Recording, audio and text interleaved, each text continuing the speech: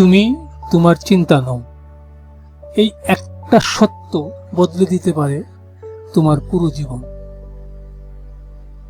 অনেক সময় কি মনে হয় মাথার ভেতর কেউ সব সময় কথা বলছে, অযথা চিন্তা, ভয়, দুশ্চিন্তা থামতেই চায় না?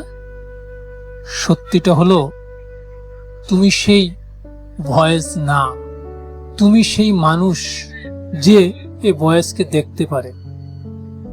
এই ছোট্ট উপলব্ধিটাই এসেছে বন্ধনহীন আত্মা বই থেকে। আর এটিই হতে পারে তোমার মানসিক মুক্তির শুরু।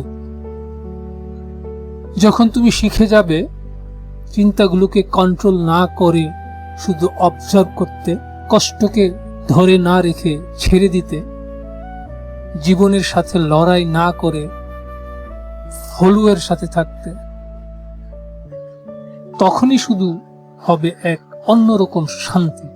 মনে রাখো, যা কিছু তোমাকে কষ্ট দেয় তা তুমি না, তুমি সেই সচেতনতা যে সবকিছুকে অনুভব করছে।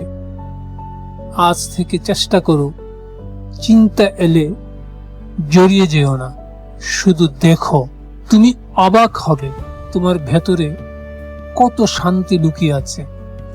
মনে রাখো, যা কিছু তোমাকে কষ্ট দেয় তা তুমি না, তুমি সেই সচেতনতা যে সবকিছুকে অনুভব করে। আজ থেকে চেষ্টা করো, চিন্তা এলে জড়িয়ে যেও না, শুধু দেখো। তুমি অবাক হবে তোমার ভেতরে কত শক্তি লুকিয়ে আছে।